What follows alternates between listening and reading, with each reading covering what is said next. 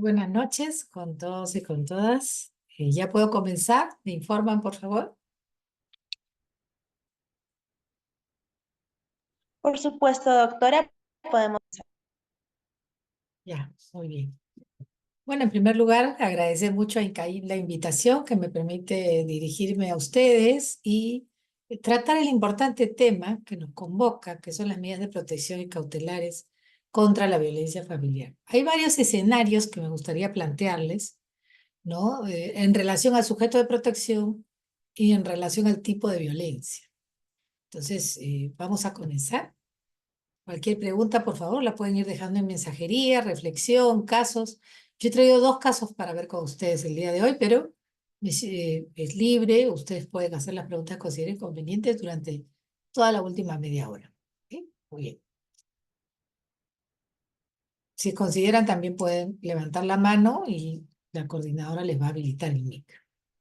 Ok. Mire, sí, adelante, Vani.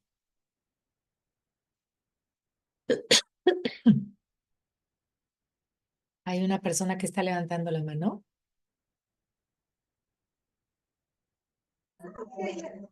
No sé, ya, buenas noches, profesora. Sí, dime. Disculpe, doctorita, acá hoy día toca la violencia familiar. Acá yo tenía mi cuñada, y acá yo tengo mi cuñada tiene su pareja, mi hermano, ¿no? Ya.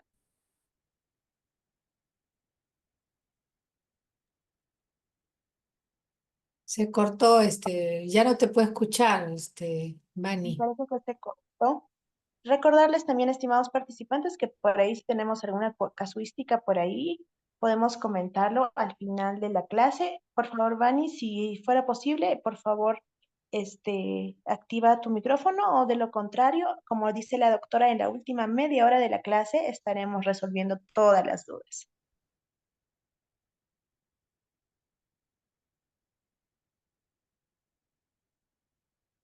Ya, listo. Muchas gracias. Entonces, empezamos. Mire, ¿de dónde, o sea, cuál es la fuente jurídica que habla y que ha hecho que el Estado peruano desarrolle y consagre dentro del tubo de la Ley 30364 las medidas de protección? Se basa en un marco internacional que se encuentra contenido en la Convención Americana de Derechos Humanos. En su artículo 63.2 se señala lo siguiente: en extrema gravedad y urgencia, y cuando se haga necesario evitar daños irreparables a las personas, se podrán tomar medidas provisionales que se consideren pertinentes. Y obliga al Estado parte, en este caso el Perú, como ha firmado la Convención Americana, a crear estas medidas, porque no van a nacer espontáneamente, ¿cierto? Tienen que haber sido pensadas, meditadas, estudiadas y cohesionadas, ¿no?, con el sistema de la Ley 334. Entonces, en otros países, copiando de otras experiencias, porque no, lo bueno se copia, ¿no? Se adapta a la realidad peruana. Nosotros en el año 1993 trajimos las medidas de protección a Perú. Pero como seguramente otros expositores ya les han comentado, en la ley anterior, la 2626.0, se señalaba que se aplicaban las medidas de protección, pero no tenía plazo. Era de acuerdo, vamos a decir, a la voluntad de las autoridades, ¿no? Y no quedaba muy claro hasta dónde se podía llegar o cuáles eran las oportunidades. Ya existía el retiro del agresor del hogar. Algunas de las medidas que tenemos, que vamos a ver hoy día, ya estaban, pero el procedimiento para hacerlo efectivo no tenía plazo. Entonces, y además también solo eran aplicables para casos de violencia, que entonces se tenía el término, ¿no es cierto?, violencia familiar dentro del hogar. ¿Ok? Por ejemplo, si había una violación sexual, no le aplicaba la medida de protección. Ahora sí. Entonces, como ustedes pueden apreciar, esta convención americana es el marco dentro del cual nosotros hemos visto por necesario reformular todas las medidas de protección antiguas de la ley anterior, ¿no es cierto?, traerlas a esta nueva ley, y esta nueva ley que coloca como titular de derecho a la mujer en el centro de la atención de todas las instituciones que deben rodearla y protegerla, ya sea que la víctima sea una persona joven, sea una niña, sea un niño, ¿no? Mujer, las mujeres en toda su diversidad e integrantes del grupo familiar. Dicho esto, nos vamos a la Convención de Belén do Pará. La Convención de Belén do Pará desarrolla nuevamente el tema, pero ya desde un enfoque de género, ¿ok? Ya desde 3 objetivos principales que tiene la Convención de Belén do Pará, que es prevenir, sancionar y erradicar. Es de ahí de donde se ha tomado la fuente principal, ¿no? En el punto del artículo 7, que señala adoptar medidas jurídicas para conminar al agresor a abstenerse de hostigar, intimidar, amenazar, dañar o poner en peligro la vida de la mujer en cualquier forma que atende contra su integridad o contra, perdón un segundo, contra su integridad o contra que perjudique su propiedad inclusive. Entonces, como ustedes pueden ver, estos procedimientos que se han establecido tienen por objetivo hacer célere, ¿cierto?, el tratamiento para que la medida de protección pueda llevarse a cabo de manera eficiente y rápida. Porque si no es eficiente, justicia que tarda, ¿cierto? Y ustedes saben, no es justicia. Entonces, sobre la base de ello, la Ley 3034 tiene como objetivos establecer mecanismos, también la reparación del daño causado, establecer la sanción y garantizar a las mujeres y al grupo familiar una vida libre de violencia. El único brazo ejecutor, miren, el único brazo ejecutor, mecanismo que tiene de coerción la Ley 3034 son las medidas de protección. Por lo demás, como la violencia es un delito, se va a perseguir por los canales que ya conocemos, ¿ok?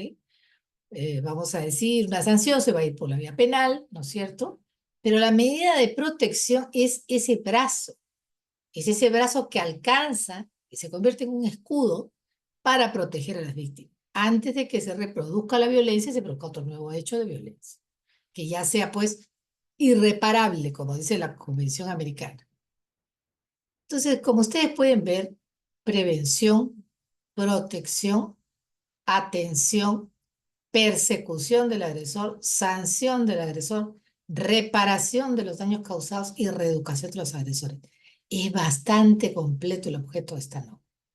No se ha quedado solamente, como la Convención de Belén do Pará, en prevenir, erradicar, sancionar.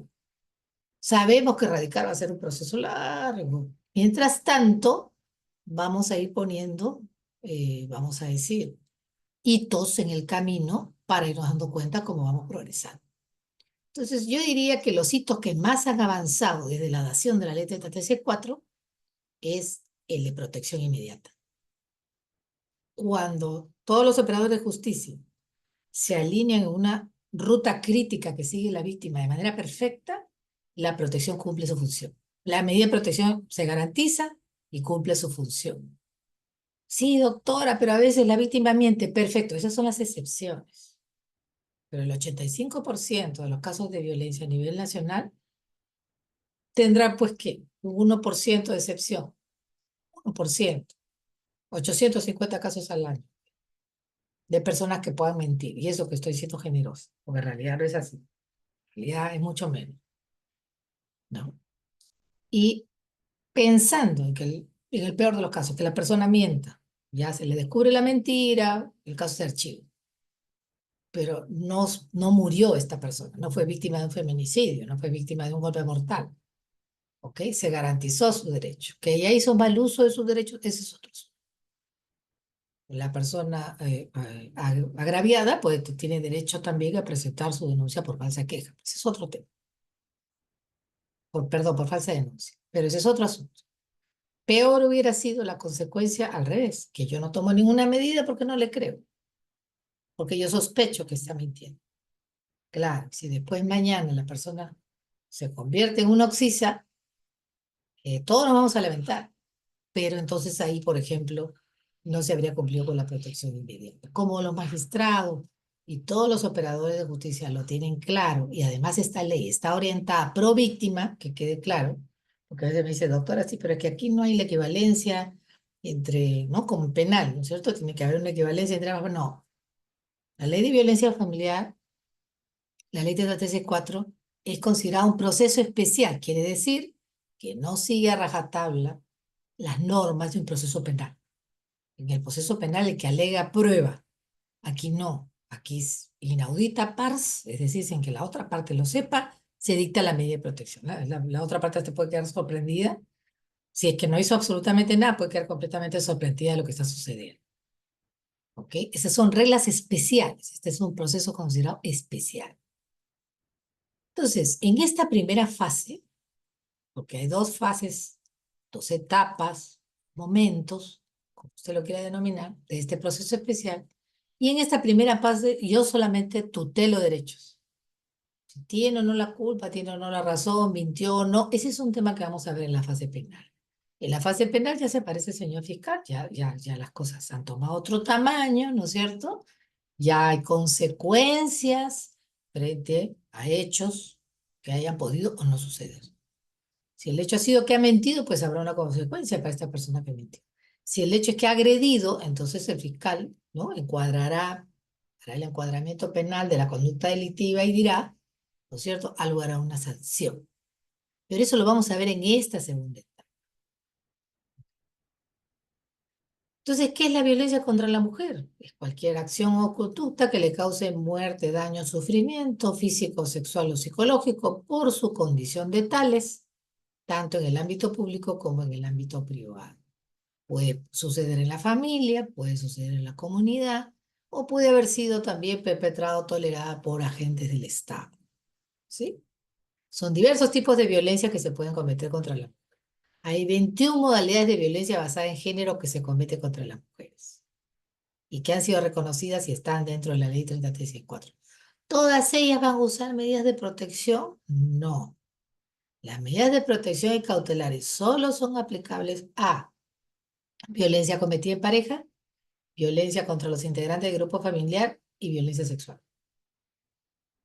Para todas las otras modalidades de violencia basada en género mencionadas en el artículo 8 de la ley 3364, se aplicará, ¿no?, por ejemplo, trata de personas, violencia contra diversas situaciones, violencia obstétrica, violencia en conflictos sociales, y todas las que están mencionadas, se aplicará sus normas especiales que cada una de estas tiene. Por ejemplo, en el tema de protección sexual, aplicaremos la ley de trata, y en otras, que son delitos, aplicaremos lo que está establecido en el Código Penal. Muy bien. Entonces, bueno, en el caso de la violencia contra los integrantes del grupo familiar, ¿qué cosa es lo que yo tengo que probar? Yo como abogado litigante tengo que probar, en primer lugar, la condición per se de mi cliente. Mi cliente es niño, niña, adolescente, adulto mayor y persona con discapacidad. Así comienza mi alegato. Y aquí no solamente aplico la ley 3364, aplico la Convención de los Derechos del Niño, el interés superior del niño primero que nada, ¿no es cierto?, la ley para las personas con discapacidad, la ley para las personas adultos mayores y, adicionalmente, todo lo que está establecido en la ley 3364, ¿no? ¿Y qué cosa es lo que tengo que probar? En primer lugar, la condición que me pide el artículo, que es que la violencia que se haya sufrido haya sucedido en un contexto de una relación de responsabilidad, confianza o poder que están definidos en la misma norma. ¿Okay? Si no ha habido ninguno de estos contextos, y por la razón que sea, yo no logro probar estos contextos, o no hay huellas visibles quizás de la violencia, eso se va a archivar. Entonces, mi primer trabajo como abogado es asegurarme que tal contexto existe. Si no, voy a defender a mi cliente, pero quizás de otra manera. Quizás no voy a escoger esta norma. Quizás se han producido lesiones tan graves que convenga más, ¿no es cierto?, otros temas, tratarlo de otra forma. Pero yo de todas maneras tengo que asegurarme que si yo no puedo probar esto, no utilizo la ley 36. Hay otros caminos para defender a las personas. No quiero forzar, no quiero encajar, pero a ver, si se produce una muerte, ¿por dónde me voy a ir? Por el Código Penal, obviamente. No voy a ir por la ley 3364. Mi cliente, ¿cuál va a ser su interés? Ver presa a la persona que ha cometido ese asesinato, ese feminicidio, ¿no es cierto? No le va a importar el tema de violencia familiar porque ha pasado a segundo lugar. Uno siempre se va, ¿no es cierto?, por el delito más grave, porque además también, en este caso al menos, es más fácil de probar. ¿Para qué me va a ayudar el tema de violencia familiar preexistente? Para probar el móvil. Para eso me va a ayudar. Si la señora tenía 5 denuncias y a la sexta ya no volvió porque la mataron, obviamente estamos hablando de un feminicidio.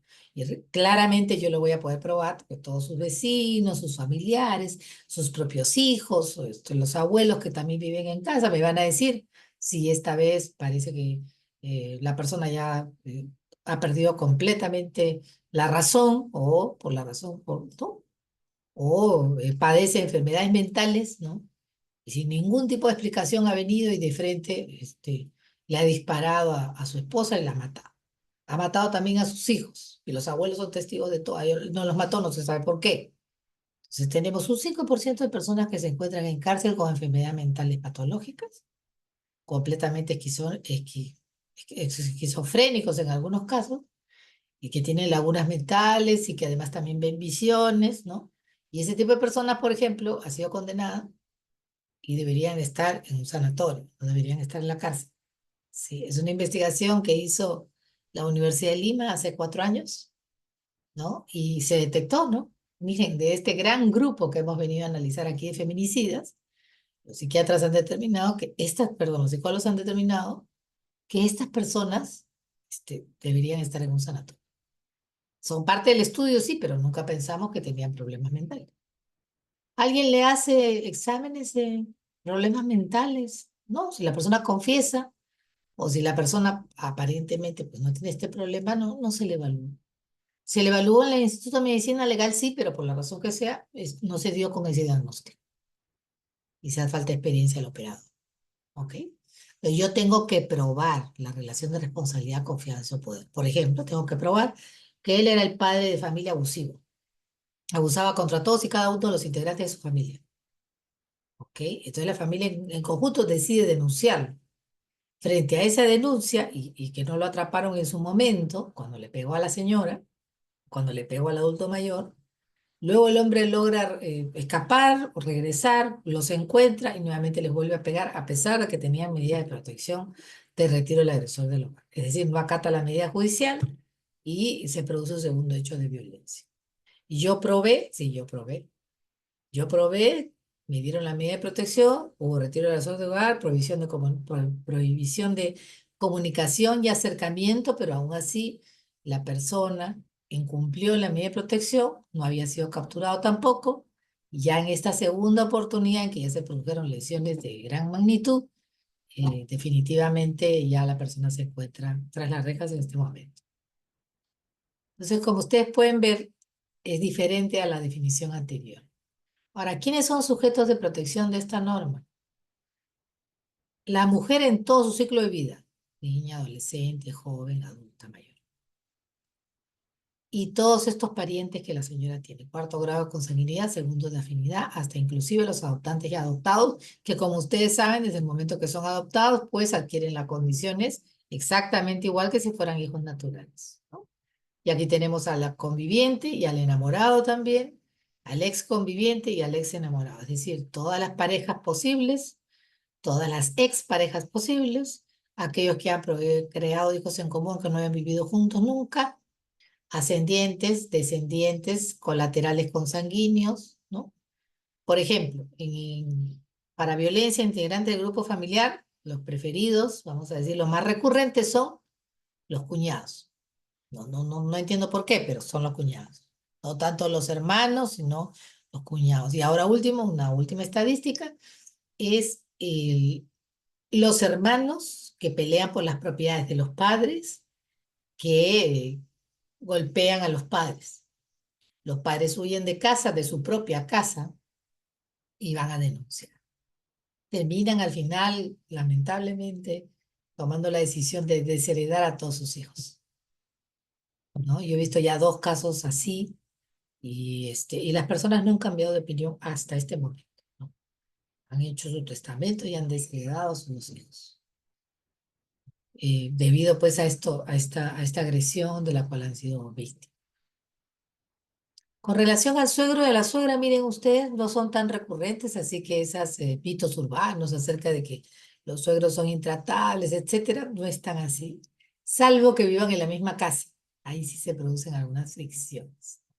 Y finalmente, quienes sin tener la condición, sin tener cualquiera de estas condiciones mencionadas, habitan en el mismo hogar, pero entre ellos no median relaciones contractuales ni tampoco laborales. Muy bien. Aquí tenemos los 4 tipos de violencia, ¿no?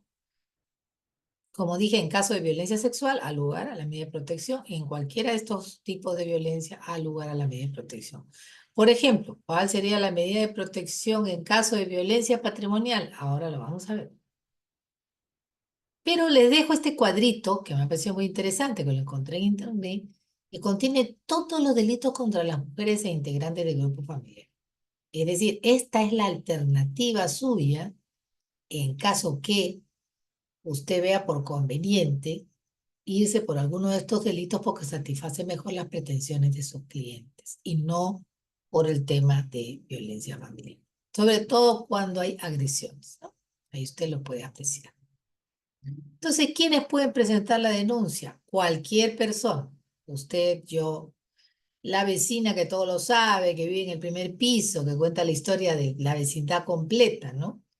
Ella, por ejemplo, en algún caso que yo llevé, en que la señora llegó a su casa con su retiro del agresor del hogar, estaba sentada en mi carro, el policía ingresa y me dice, ¿usted qué es aquí, señor? No salga. Voy a hacer que su esposo salga deme su llave. Y le da la llave la señora. El policía sube, toca la puerta, no, no había nadie, entra con la llave y ve que está completamente vacío todo el departamento. No hay nada, absolutamente nada, pero ni un cuadro. Está la marca blanca de que ha dejado el cuadro, no hay nada más. Y entonces regresa y le dice, señora, lamento informarle, pero al parecer su esposo conocía de esta diligencia y ha vaciado la casa, no hay absolutamente nada. Uy, la clienta se puso a llorar y dijo, no lo puedo creer, subió, miró, no estaban ni los peluches de sus hijas, ella venía con sus hijitas. Y entonces la señora que todo lo sabe, la del primer piso, la vecina, venga, me dice, me pasa la voz. Le digo, sí, señora, yo sé todo. Pasen a mi casa. Y la señora tenía cámaras. La señora tenía una camarita con la que había grabado todo.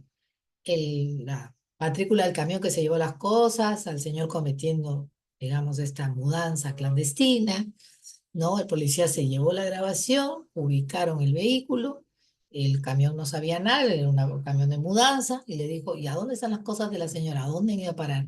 Dijo, bueno, están acá en un depósito, yo también doy el servicio de depósito, ¿no? Y entonces el policía fue, exploró, fue con la señora recogió sus cosas, hicieron un inventario, y la señora se trajo todas sus cosas y regresó a su casa. Entonces, esa vecina que todo lo sabe, también, si hubiera escuchado a la señora llorar, gritar, ¿no? Llama a la línea 100 y de manera se identifica, se le va a guardar confidencialidad con su identidad y dice a la señora Sotomayor que está en el piso 10B, su esposo le está pegando de una manera y ella está pidiendo auxilio, por favor, no sé, hagan algo. Estoy llamando al serenazgo, nadie me contesta. Estoy llamando a la policía, tampoco nadie me contesta, entonces lo estoy llamando a ustedes, ¿no? Y nosotros tenemos manera de hacer referencia y contrarreferencia. Tenemos vías telefónicas y otras, ¿no? Que nos permiten, es un directorio muy completo, que permite que nos comuniquemos con, vamos a decir, ayuda inmediata. Entonces, también, pero los más llamados a participar, vamos a decir, de las denuncias, hacer las denuncias son la misma agraviada, ¿ok? Alguien en su favor, que puede ser su madre, su vecina, la hermana, la señora que vive en el piso de encima, en el piso de abajo. Los profesionales de la salud y los profesionales de educación están obligados. ¿Por qué? Porque a veces se producen estos temas de violencia o la persona, el niño, niña, adolescente, llega golpeado al colegio. Es decir, en la noche su papá, su mamá o alguien de su entorno familiar, del grupo familiar, le ha golpeado. Y ella viene jalándose la manca, la de chompa, ¿no? Tratando de ocultar los moretones y la gente en educación ya ha sido capacitada en innumerables oportunidades por el Ministerio de la Mujer durante muchos años. Entonces ya conocen, ya leen, ya saben cuáles son las señales de un niño maltratado. Por ejemplo, también para su conocimiento, si usted se acerca y pretende iniciar una conversación con un niño por algún motivo, y usted trata de poner la mano en el hombro como una manera de acercarse y brindarle un poco más de confianza a este niño para conversar o para lo que fuera, y el niño se retira rápidamente, aquí pasan dos cosas. Ese niño puede haber sido víctima de maltrato y está, digamos, alertado a que no lo toquen. o es un niño que ha sido ya prestado por sus padres, ¿ok? En el sentido de que tú no debes permitir que nadie te toque, nadie de tu familia, ni nadie en la calle, tu cuerpo es solamente tuyo, ¿no? Tú pones tus límites. Muy bien. Pero en cualquiera de los dos casos, alertar, estar atentos. Entonces, cuando se presenta la denuncia, el 75% de los casos va a la policía. Entonces, ahí es donde se ha enfatizado y por eso ahora hay centros de emergencia mujer dentro de comisaría. ¿Y qué van a hacer? Le van a aplicar la ficha de valoración de riesgo. También le van a dar su oficio para que vaya a ser evaluado física o psicológicamente al Instituto de Medicina Legal y o establecimientos públicos o privados, ¿ok? Que sigan los mismos parámetros de las guías de actuación que tiene el Instituto de Medicina Legal. ¿Cuántos de estos peritos tenemos a nivel nacional? No los suficientes. ¿Cuántas cámaras GESEL tenemos a nivel nacional? No las suficientes. Solo hay 20 para 33 millones de peruanos. Corte a la mitad, 15 millones. Ya digamos que todo de ahí para abajo son personas que no necesitan la cámara GESEL, ¿no? Digamos que son 10 millones. Rebajemos más. 10 millones, 20 cámaras GESEL, ¿no? Y además, la cantidad de personas que denuncian son aproximadamente, según los estudios de los especialistas, el 20%, es decir, la punta del iceberg de quienes deberían haber presentado una denuncia. Es decir, hay muchas más personas que, digamos, por las razones que solo ellos saben, no se sienten con confianza para presentar una denuncia. ¿Sí? Entonces, aquí tenemos nuestras medidas de protección. Luego de perdón, vamos a retroceder un poquito en el flujograma. Ya le hicieron a la persona sus evaluaciones, ¿no? Aunque en realidad, mi sitio de legislación legal se puede demorar hasta un mes para dar una cita. ¿Sí? La policía, en una primera instancia, porque las medidas de protección son dentro de las 24 horas, en una primera instancia hace 2 folders gemelos. Uno para el juez y uno para el fiscal. ¿Qué va a meter adentro del folder? Va a poner la denuncia de la señora tal y como la dijo, con sus propias expresiones. Va a poner la ficha C4, ¿ok? Del presunto agresor o presunto, sí, pues del presunto agresor o agresora. Va a colocar además si el señor tiene antecedentes, porque eso lo tiene la policía a la mano, ¿ok? Puede colocar también una copia del DNI de la señora, solamente por incorporar más elementos, ¿no? Y si viene acompañada de alguien del Centro de Emergencia Mujer y está disponible la persona que le ha hecho la primera evaluación psicológica, también lo va a colocar ahí y va a colocar la ficha de valoración de riesgo. ¿Qué le ha salido a la señora la ficha? Severo. Pero es 24 horas. Y hace 2 juegos gemelos y los envía. También, ahora, unas buenas prácticas que están haciendo algunas comisarías es, llega una persona con evidente, flagrante estado de, por ejemplo, violencia física, y el agresor viene persiguiéndola, o lo han descubierto en flagrancia, inmediatamente se está personando el señor fiscal o la señora fiscal. Y en ese momento está dictando eh, la prisión preventiva para él y la medida de protección, que luego va a ser convalidada, ¿no es cierto?, con esa solicitud que los fiscales hacen ante el juez. Y obviamente el juez, todo esto va a suceder dentro de las 24 horas, ¿no? Va a solicitar la medida de protección y va a pedir la medida de prisión preventiva. Aunque en realidad el fiscal la ordena, ¿no? Y ya, bueno, digamos, sigue su curso, ¿no? Y a veces también hay confesión inmediata del agresor y entonces todo se facilita. ¿Eso lo va a exculpar? No, no lo va a exculpar, pero sí le ahorra bastante, vamos a decir, tiempo y recursos al Estado. Ya no hay nada que probar. La misma persona está confesando lo que ocurre. Entonces, luego va a haber una audiencia o no. Aquí muchos colegas con los que converso diariamente dicen que resienten mucho que no haya audiencia. Que la audiencia es una oportunidad para que ambas partes no puedan expresar lo que tengan que expresar. Pero ¿qué es lo que sucede? El mandato de la norma es 24 horas. En 24 horas no se puede programar pues, una audiencia. No hay forma, a no ser que sea en el mismo lugar de los hechos, ¿no? Pero igual sería sumamente complicado en el mismo día programar una audiencia. Entonces, sin audiencia, normalmente se dictan las medidas de protección. ¿Cuándo se va a llamar audiencia? Ya cuando tengamos mayores elementos de juicio.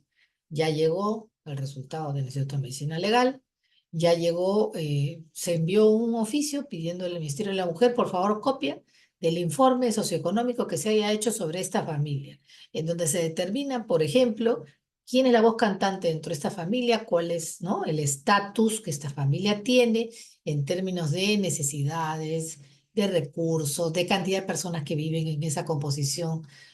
Por ejemplo, que la denuncia fuera contra los integrantes del grupo familiar. ¿Y a quiénes configuran ese integrante del grupo familiar? El juez no lo sabe. Entonces, si una entidad del Estado le dice, mira, ya visité a la familia, la composición es así, así, así, es efectivamente, he hecho el señor fiscal también trae los testimonios de los vecinos, ¿no? Y toda esta información se reúne, entonces a partir de ahí el juez quizás ya puede considerar con mayor motivo mantenerse o incrementar quizás la protección contra las víctimas. Y estas son las medidas de protección: retiro al agresor, impido el acercamiento a la víctima, prohíbo la comunicación, inventario de los bienes, prohíbo la tenencia y porte de armas, asignación económica de emergencia, siempre que hay hijos, siempre, así el abogado no lo pida, el juez va a determinar una asignación económica de emergencia. Tratamiento para el agresor, para la agraviada, ¿no? Y también casa de refugio si es que lo solicita. En relación a las medidas cautelares tenemos alimentos, régimen de visitas, tenencia, liquidación de régimen patrimonial y disposición de bienes. Luego de que sale la sentencia, ¿no es cierto?, esas medidas de protección que el juez, luego de que se dictan las medidas de protección, se encarga a la Policía del Perú, a la Policía Nacional del Perú, ejecutar las medidas de protección. ¿Qué va a hacer la Policía Nacional del Perú? En su mapa de georreferencias, que tiene miles de puntitos, por ejemplo, tiene su mapa de calor con todos los delitos que se están cometiendo en determinadas zonas. Cada delito tiene un puntito, cada delito que se comete durante el día, ¿ok? Así también tiene un mapa de georreferencia donde están todos los domicilios con puntito, todos los domicilios que en ese momento tienen medidas de protección vigentes, ¿no? Entonces, cuando alguien llama al teléfono de las medidas de protección que tiene la comisaría, inmediatamente lo ubican y saben a dónde está y pueden acudir. Y si la policía no tiene suficiente capacidad para ello, ahora pueden ser asistidos por los serenos. Entonces, de alguna manera se puede poner, vamos a decir, un freno quizás a una escalada, una nueva escalada de violencia. Y bueno, si la persona no está conforme con las medidas de protección, puede hacer su recurso de apelación.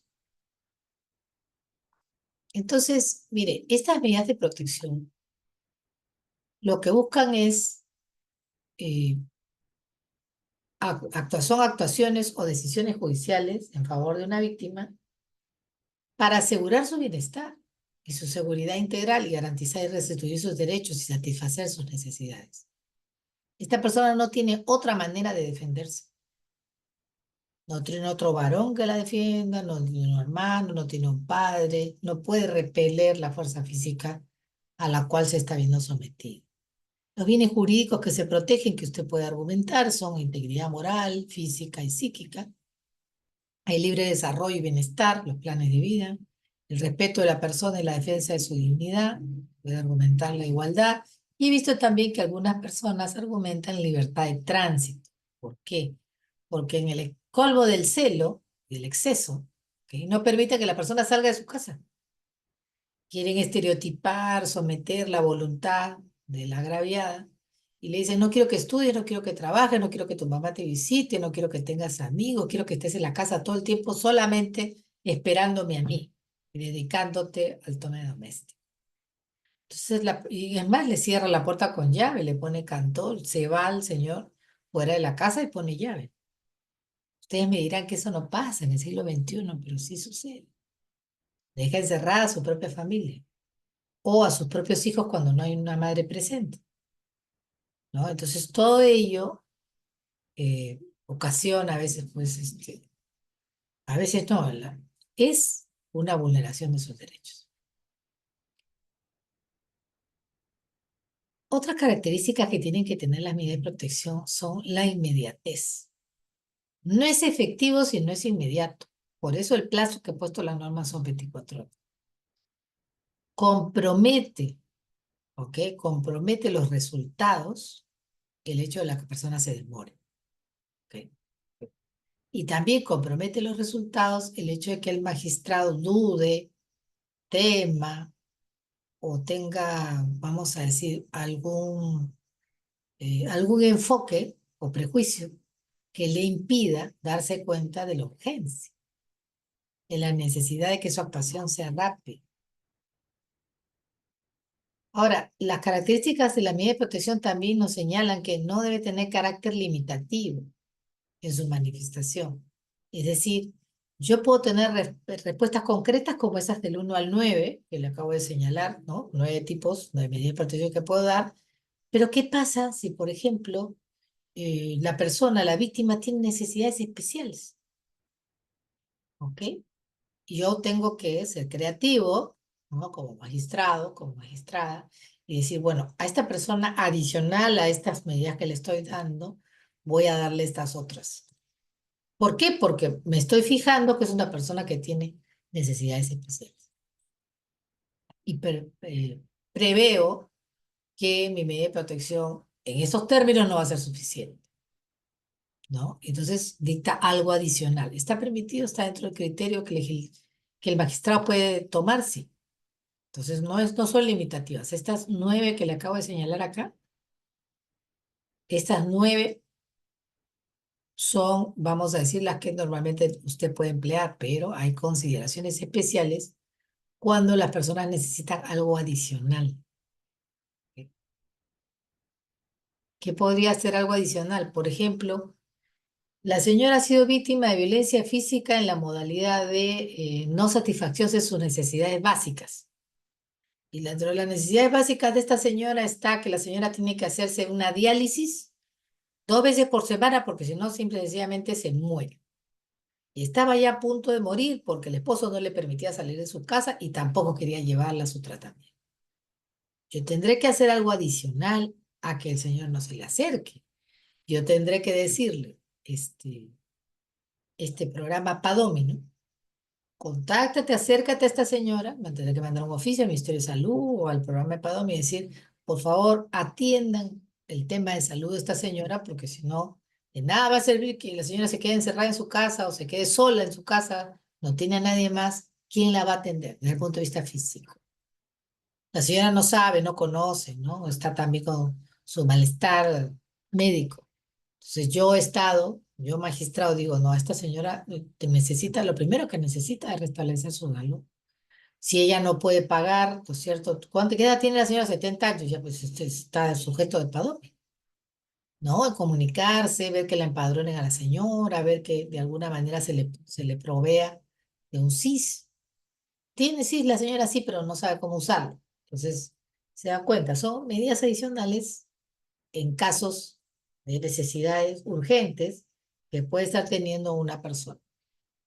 Son potestativas, depende del criterio del juez, pero también pueden ser a pedido de parte. Por ejemplo, el caso de la asignación económica de emergencia. Aunque yo no la pida, el juez ve niños y dice, estos niños, si la señora es dependiente económica, ¿dónde van a comer mañana? Señor, ¿usted tiene parientes? No, mi familia está en provincia. Ok, señor. Entonces, mientras dure el proceso, usted no se puede ir a ninguna parte. Yo voy a hacer que le den una asignación económica de emergencia, si este señor no la puede dar. Veremos alguna otra alternativa, que usted pueda irse a un albergue, etcétera, ¿no?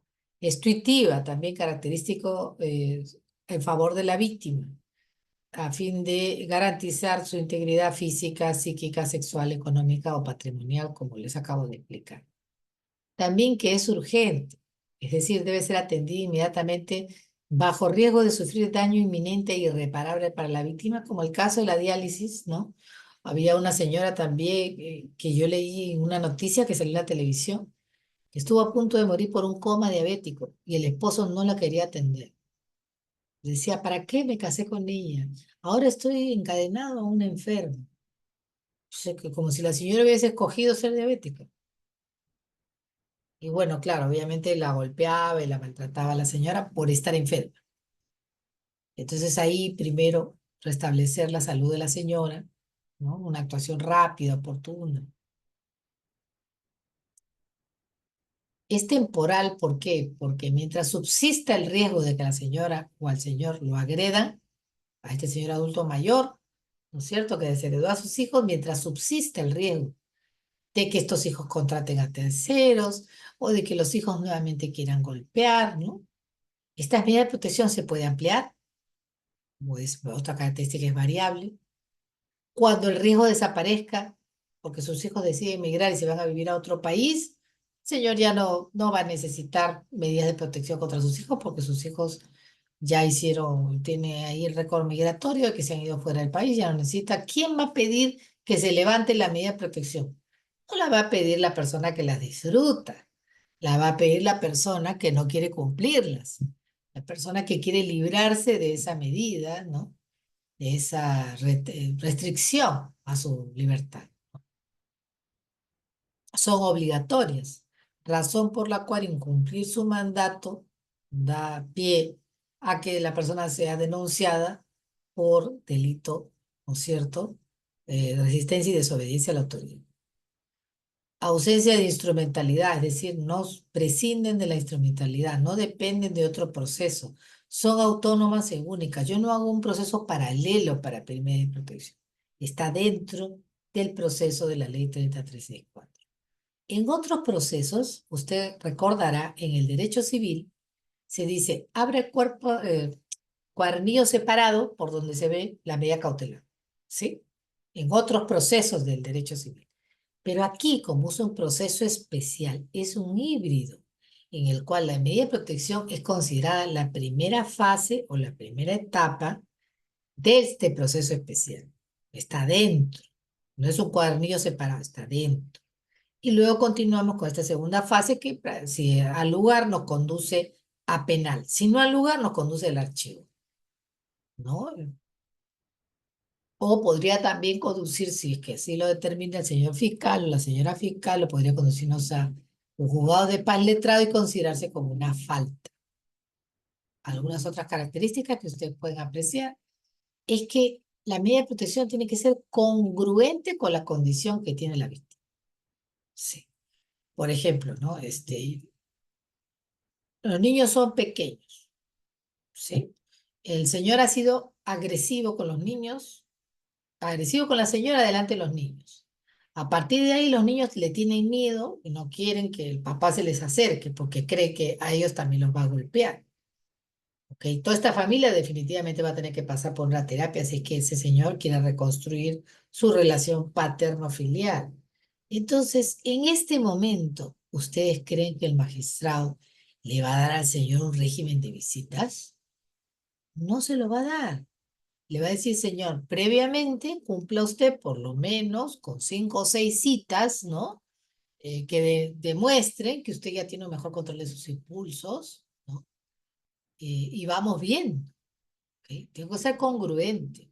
El señor presenta, según el informe de medicina legal, un temperamento colérico, un temperamento agresivo, un temperamento que no mide las consecuencias de sus actos. Acaba de golpear a la señora salvajemente delante de sus hijos. Entonces, en este escenario, yo tengo que ser congruente, es decir, tengo que hacer coincidir mi lógica, mi razonabilidad y mi proporcionalidad con la medida que voy a tomar. Entonces, obviamente, con prudencia, yo digo, este no es el momento. ¿Okay? La señora va a ir a curarse, la señora va a ir a terapia seguramente también. Ha pedido retiro del agresor de Omar, que no se comunique, que no se le acerque a 300 metros. ¿No? También cómo se va a efectivizar este régimen de visitas. Claro, una tercera persona puede poner a disposición a los niños, pero la pregunta es, ¿los niños quieren ver a sus padres? Le pregunta a los niños, ¿no? El proceso también podría preguntarle, ¿tú qué opinas, no? O sea que eh, te gustaría que tu papá te visite, quisiera salir al parque, tu papá, y los niños van a decir, no, ni hablar, mira lo que le ha hecho a la cara a mi mamá.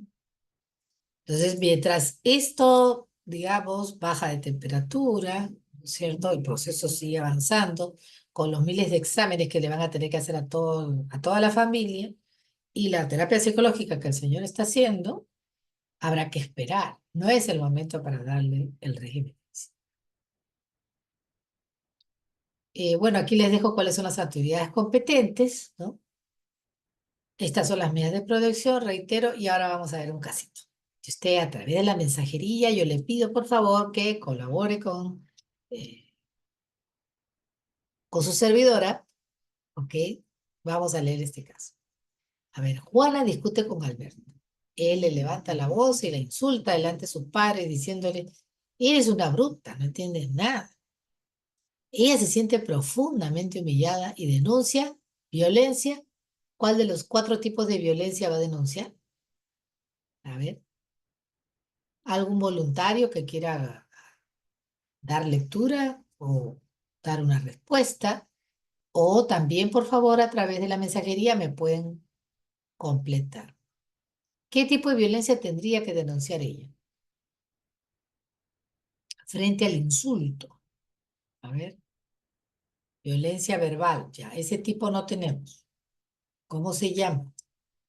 Violencia psicológica, Ángela, muy bien. Giovanni, muy bien, excelente. Primera, muy bien contestada. Y en la ficha de evaluación de riesgo, ¿cómo creen que saldrá la señora? Miren, tenemos leve, moderado, severo 1 y severo 2.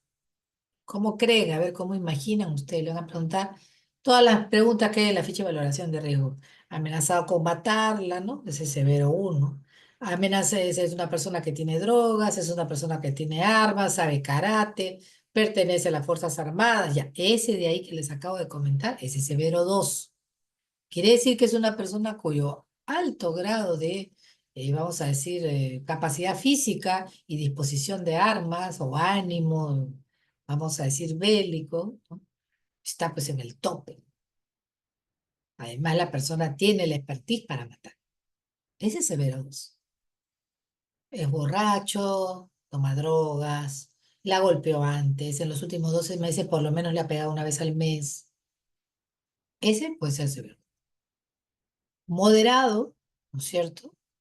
Podría ser moderado, pero normalmente los insultos, ¿no? Claro, sí, Elizabeth, tienes razón, es una preparación para una violencia peor, sí, claro. En el ciclo de la violencia yo empiezo insultando, desvalorizando, humillando, estigmatizando, estereotipando a la persona para bajarle, ¿no es cierto? Secuestrar su voluntad. Esa es la primera fase del ciclo de la violencia. Segunda fase es el momento de la explosión. Yo le pego, le empujo contra la pared, la persona se cae, se rompe el florero, se rompe la mesa de vidrio de centro y mesa. Accidentalmente la señora se corta. No era la intención del señor, pero él la empujó. Ok, ya, eso podemos considerar ya moderado, porque hay un daño que yo puedo verificar. Es verificable y además hay una humillación. Estamos en la fase 2. La fase 3 del ciclo de violencia es la luna de miel. Él viene, le pide perdón, no va a volver a suceder, etc. Y luego vuelve a comenzar toda la rueda. Entonces, la violencia psicológica es la preparación para pasar a la violencia que sí. Entonces, la ficha de evaluación de riesgo probablemente por un insulto, si es que no ha habido, digamos, antecedentes, va a salir leve.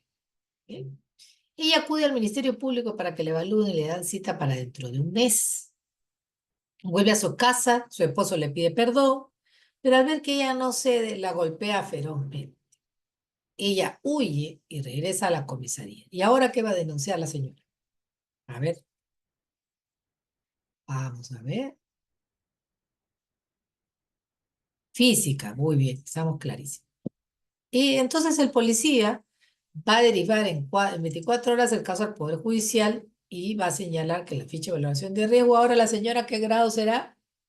Ahora que la señora la golpearon ferozmente, ¿qué será? Seguro la señora se contesta a las 30 y se saca los 37 puntos. Se ve. Muy bien. No, moderado no, Ana. Cuando la persona la golpean ferozmente, estamos hablando de que le ha tajado la cara, tiene moretones en los brazos de autodefensa, ¿ok? Estamos hablando de eso. Entonces no puede ya ser moderado, pasa a ser severo. Entonces el policía deriva el caso, ¿no es cierto?, con su ficha de valoración severa, y el juez, ahora usted hace de juez, tiene que dictar una medida de protección. Yo le voy a colocar aquí, dígame usted, el número de medida de protección más adecuado para este caso. Puede ser más de uno, pero hay algunos que son los sí o sí. ¿Cuáles serían? Me hace usted su combinación mágica. A ver. Giovanni me dice 1, muy bien. Elizabeth Soto me dice 2 y 3. Ok. Recuerde que usted tiene que blindar a esta persona que ha sido golpeada ferozmente. Entonces, las respuestas que están dando están muy bien, pero ¿blinda totalmente a la persona o estamos necesitando un poquito más de énfasis? Póngase en el lugar del magistrado. El magistrado se va a arriesgar a que vuelva a sucederle un hecho de violencia a la señora. No, ¿cómo lo asegura?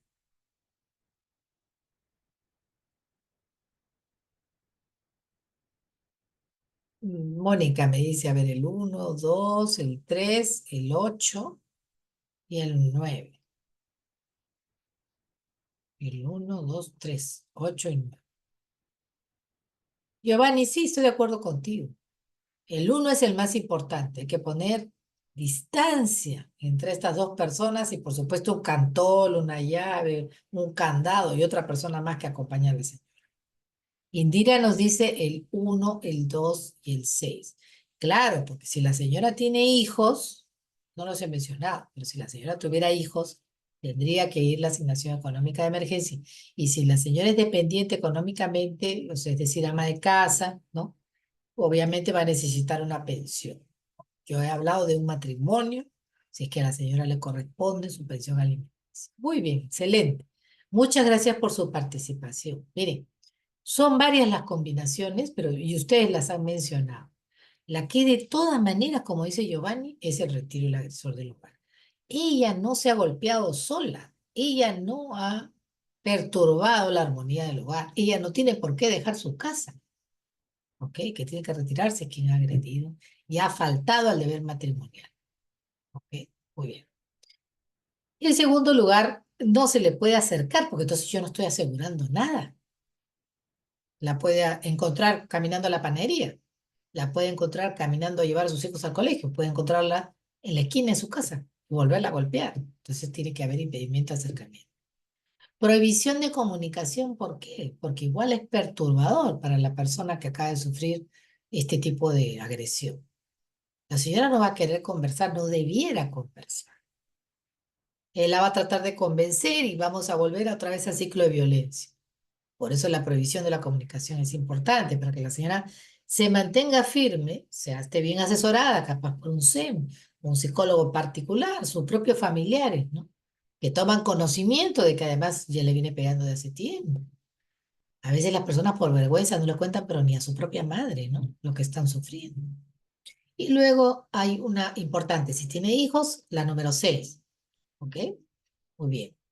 De todas maneras, aunque nadie se lo pida al juez, el juez siempre, como regla, están dictando siempre tratamiento para el agresor y también para la persona agredida. La persona agredida para que no siga conformando relaciones tóxicas, ¿ok? Para que se empodere. Y a la persona agresora para que de alguna manera examine, ¿cierto?, cuáles son las razones por las cuales ejercita violencia contra las personas a las que se ha comprometido a amar por el resto de su vida. Es un tema personal, es un trauma infantil, para que la misma persona pueda descubrir por qué siente amenazada su feminidad, perdón, su masculinidad, cuando la señora le dice, he conseguido empleo, voy a vender papa con choclo en la esquina. ¿Sí? Así, tuve un casito así de una señora que vendía papa con choclo en la puerta de Palacio de Justicia acá en Abancay, ahí en esa misma cuadra. Y vino un buen día y estábamos ahí varios abogados, ¿no? Tomando jugo de naranja, comiendo pues en la puertita. Y vemos cómo el señor viene y de buenas a primeras con una piedra le rompe su puestito a la señora que tenía, ¿no? Entonces, claro, vino la policía, inmediatamente lo detuvieron. Fue un caso de violencia familiar y la señora me dice que es que él tiene envidia porque él no consigue empleo, tampoco quiere venir a vender cositas conmigo. Yo tengo mis dos puestitos ya, pero no importa, me dice señorita. Ya yo no quiero, por favor, si usted me quiere ayudar, porque yo le dije, señora, yo la voy a defender, yo la ayudo, ¿no? Pero da pena, la señora la conocía de tiempo. Entonces me dijo, divórcieme, hágame el favor de divorciarme. Yo tengo dinero, me dijo, yo puedo pagar por mi divorcio. No, señora, no hay necesidad, le digo. vamos a examinar las cosas con calma. Por lo pronto, hay que conseguir una medida de protección para usted, ¿no? Porque donde la encuentre, si ahora no se ha milanado y está la policía al frente, estamos todos los abogados aquí alrededor reunidos, estamos en la puerta del Palacio de Justicia y le ha venido con una piedra a tirar, no sé si al kiosco o a usted, imagínese qué le puede hacer cuando usted esté camino a su casa. Entonces, bueno, las cosas salieron bien, ella tenía soporte familiar y con el paso del tiempo, pues la señora se divorció y inmediatamente le dieron las medidas de protección dentro de las 24 horas. Porque la señora, en medio de toda su necesidad, sacó su celular y lo filmó todo. O sea, no se quedó sin defenderse. Se apartó para que obviamente no le salpiquen los vidrios, pero ella sacó su celular como arma de defensa y le dijo, te estoy filmando. Todo lo que estás haciendo te estoy grabando. Y ahí nomás llegó la policía y lo detuvo. Pero para que vean ustedes cómo, a pesar de, digamos, la situación tan difícil, la señora me dice que ya esto lo veía venir. La situación se había complicado porque el señor sentía amenazada su masculinidad, porque ella ganaba dinero y traía cosas para la familia y los hijos, y él no. Entonces, las medidas de protección, a veces también la misma víctima encuentra maneras de protegerse a sí misma. Entonces, estamos claros, ¿no? Los números básicos que usted podría haber señalado son el número 1, el número 2, el número 3, si hay niños, el número 6 y el 8 y 9, porque de todas maneras siempre los señalan. O sea, los jueces a todas las personas las envían a terapia para evitar repetición, la reincidencia. Muy bien. Entonces, como ya hemos explicado las medidas de protección, vámonos a ver otro casito. Algunos elementos para la identificación de riesgo y las medidas de protección más idóneas. Por ejemplo, no es obligatorio que las partes involucradas presenten medios probatorios. En caso ocurra, el juzgado los puede admitir y valorar una actuación inmediata, hasta antes de dictar las medidas de protección o medidas cautelares. Bien, eso favorece mucho la labor de los centros de emergencia mujer y de los centros Alegra, y en algunos casos hasta se han presentado defensores de oficio también del Ministerio de Justicia, ¿no? Vienen ellos provistos de elementos probatorios. Por ejemplo, la señora está acusando al señor. Ya, perfecto, está acusando.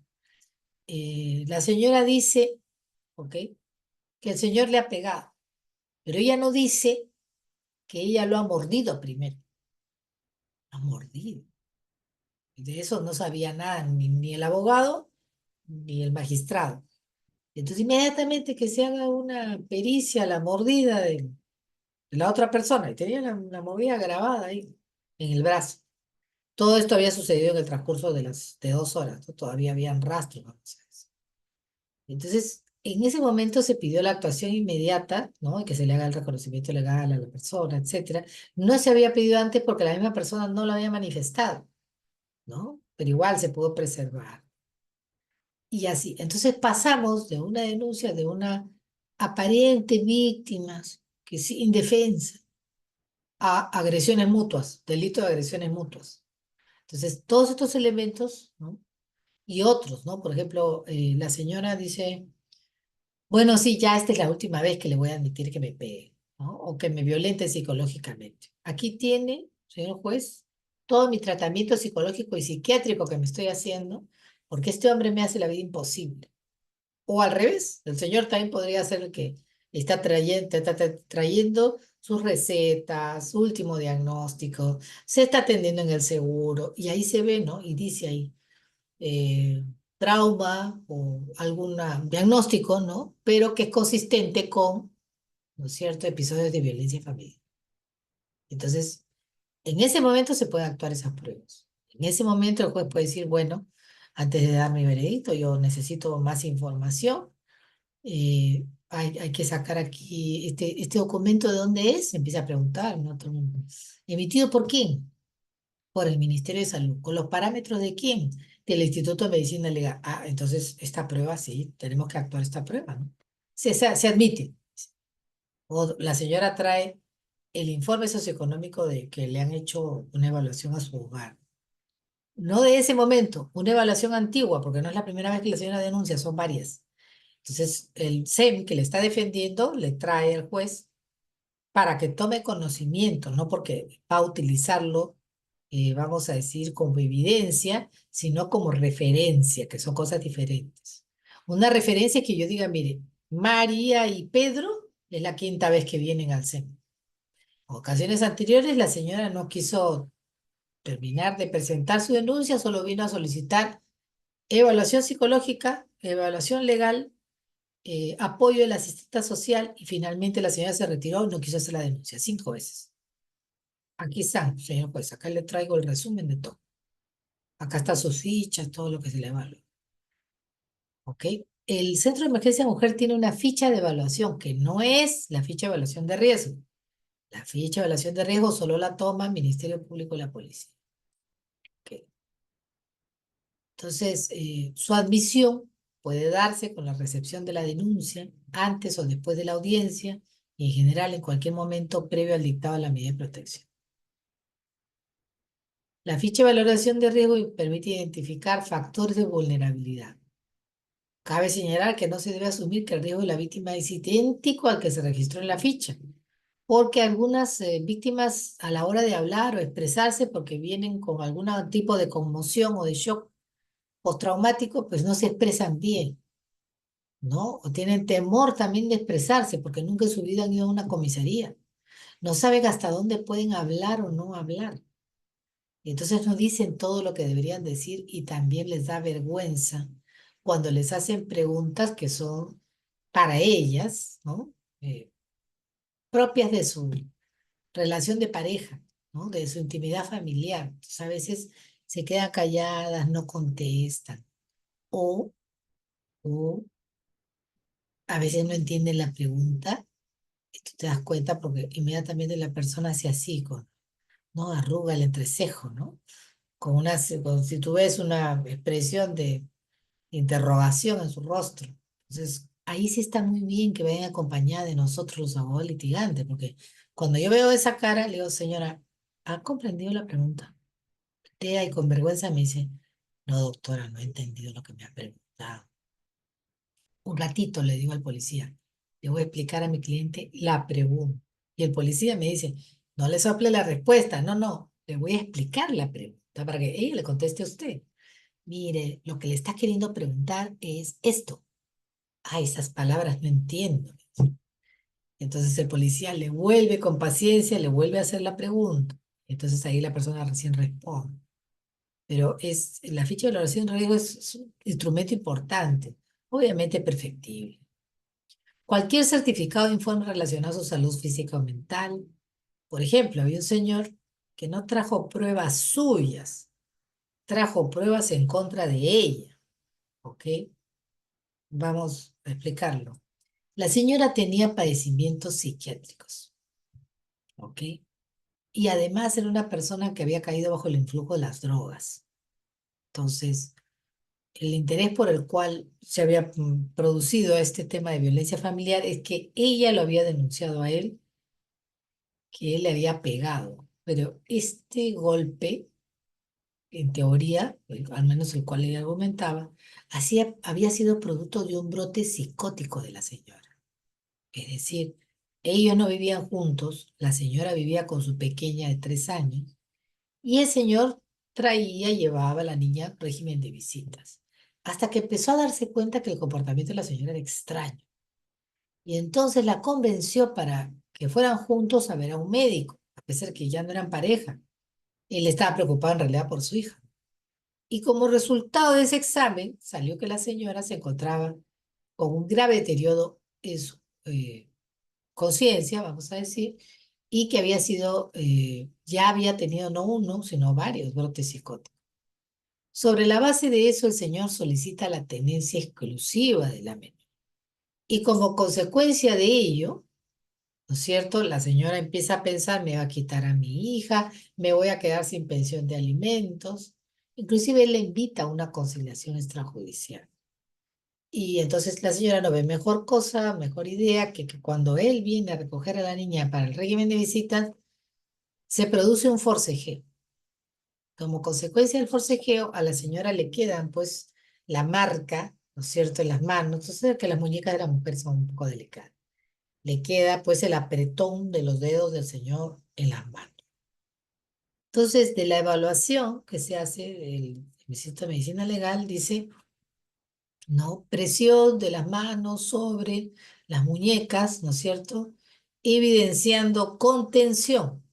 ¿Qué quiere decir eso? Criminológicamente hablando, ahí no hay, vamos a decir, golpe, sino lo que hay es retención de las muñecas, la contención de una posible violencia, ¿no? Pero que no hay violencia. Entonces, el señor trae todas las evaluaciones psiquiátricas de la señora y el juez se da cuenta de lo que está sucediendo y le da como medida cautelar la tenencia provisional al señor y que el señor continúe pasándole pensión de alimentos, una asignación económica eh, de emergencia a la señora para que ella pueda atender su salud. Inclusive le dijo, señora, ¿usted ha venido sola a la audiencia? Y ella dijo, no, mi mamá está afuera. Haga pasar a la señora, por favor. Y ahí el juez le dijo, señora, su hija no está bien. Vamos a tomar esto con calma hasta que la señora pueda restablecer su salud. Le vamos a dar la tenencia provisional de la menor al señor, ¿no es cierto? Y usted, por favor, ocúpese de la salud de su hija y no se preocupe que el señor, ¿no es cierto? Aquí ha manifestado que va a seguir manteniendo a la señora, porque eran casados, estaban casados. Y entonces la abuela materna dijo, sí, señor juez, estoy totalmente de acuerdo. Mi hija no está en condiciones de ocuparse de mi nieta. Entonces, digamos que las cosas se llevaron de una manera muy civilizada. Y la señora no objetó tampoco, estaba como un poco ida, ¿no?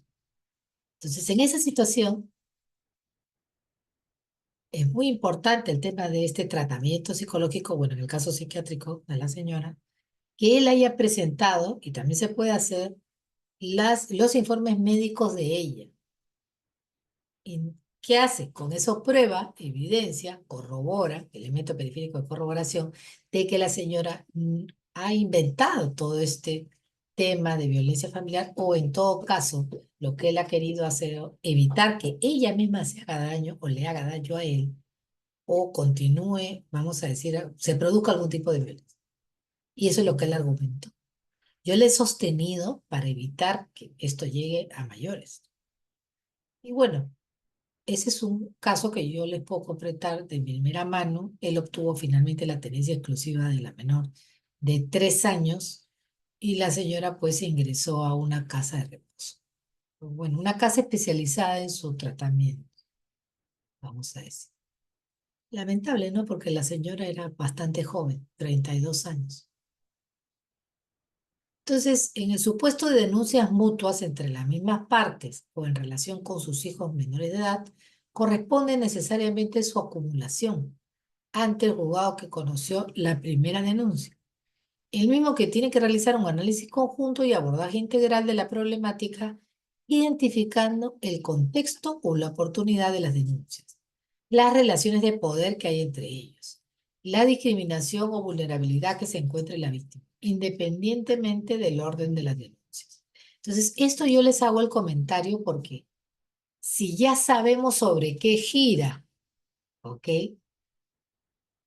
cualquier pronunciamiento del Poder Judicial en relación a denuncias mutuas, vaya usted preparado con la tarea hecha de las últimas 4 líneas, perdón, 3 líneas.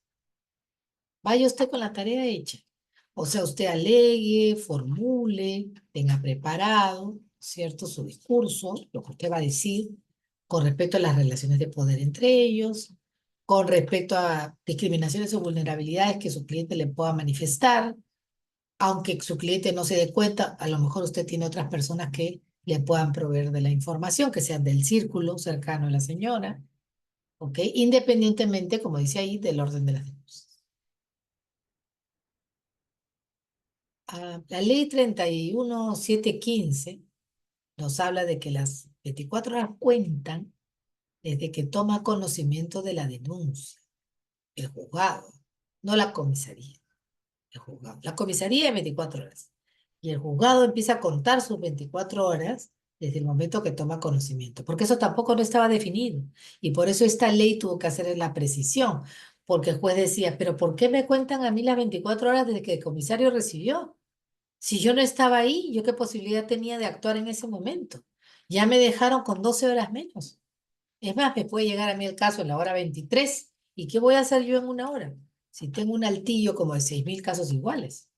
Entonces se dijo, obviamente, al juez no se le puede poner el plazo desde el momento que llegue este folder, ¿ok? En doble copia, tanto al fiscal como al juez, ¿no? Para que proceda. Ahora, en la vida real, caso severo 1 y caso severo 2 están siendo procesados 24 a 48 horas como máximo. Esos casos están siendo procesados. Ahora, leve y moderado también, pero yo los estoy viendo hasta el 72. No los estoy viendo con la misma velocidad. Estimo que debe ser por la magnitud del caso, estimo que debe ser también por la cantidad de casos que se tienen, ¿no? No hay suficientes juzgados sobre la materia en este momento, ni en ninguna de las cortes. Bueno, el retiro del agresor del domicilio se demanda un riesgo severo acreditado, una reincidencia, una violenta física, independientemente de en quién recaiga la titularidad del inmueble donde se ejecuten las medidas de protección. ¿Qué quiere decir? Nuevamente, llevemos la tarea hecha. Yo tengo que tener 100% acreditado ese riesgo severo. No basta la ficha de valoración de riesgo. Tengo que premunirme de algún examen médico, tengo que acompañar a mi cliente con todo y oficio al Instituto de Medicina Legal y conseguirle, ¿no es cierto?, la cita lo más pronto posible, para antes de que desaparezcan las evidencias. Además, tengo que investigar, buscar, si me dice que antes fue un SEM, ir, pedir el apoyo, ¿no es cierto?, para que poder tener. Le dije, "Ah, señor, ¿usted ha denunciado antes? Sí, ¿en qué comisaría? Bueno, antes vivíamos en Barranco, en Surco.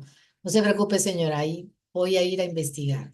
Por ahí logro, ¿no es cierto?, investigar, investigando con el nombre del señor y me encuentro con que tiene 5 o 6 denuncias parecidas, con otras personas, no solamente con mi cliente, otras relaciones tóxicas que formó en el pasado.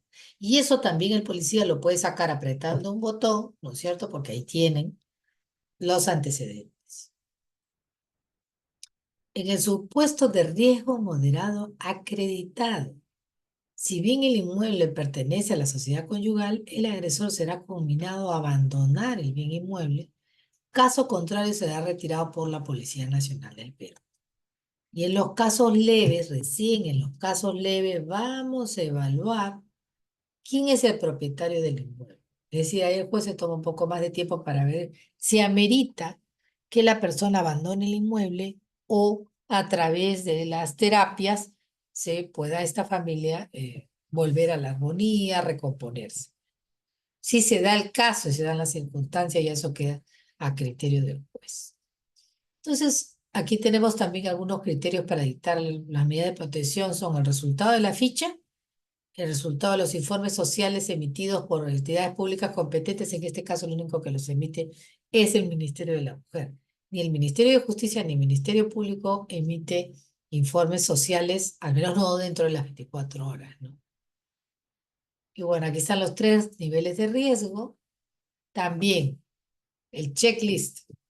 Existencia de antecedentes policiales. Existencia de sentencias en contra de la persona denunciada por actos de violencia contra otras mujeres, como ya señalé, o ha cometido en algún momento de su vida, de su existencia, delitos contra la vida, el cuerpo y la salud. Por ejemplo, ha tenido un episodio y ha quedado registrado, ¿no? Ha tenido una condena en su juventud, vamos a decir, de violencia sexual, ¿no? Ha cometido una violación, y otros, ¿no? Que puedan denotar de alguna manera que se trata de una persona de alta peligrosidad.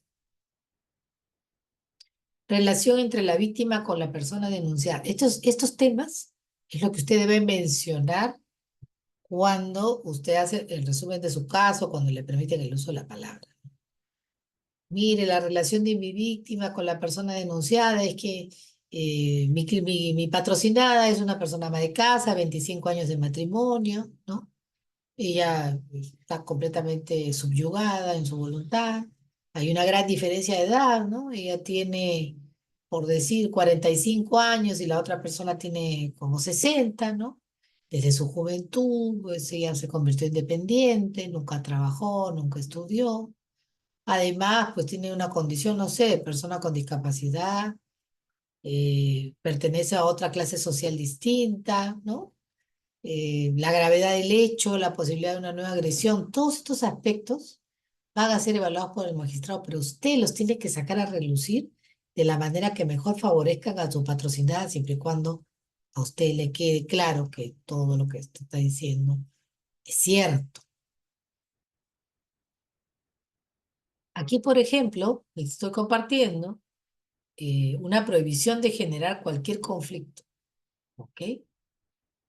Ordena, por ejemplo, el retiro inmediato del hogar del agresor tal, ¿no? El domicilio ubicado en la avenida Perú, ¿no? Hasta recabar el resultado favorable del tratamiento reeducativo al que deberá someterse de manera obligatoria. Para tal efecto, curse ese oficio a la comisaría responsable de la ejecución de este mandato judicial. ¿Ok? Estoy mencionando una parte, ¿no?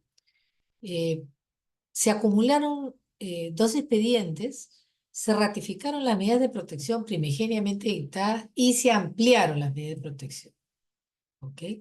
Porque hubo otro evento.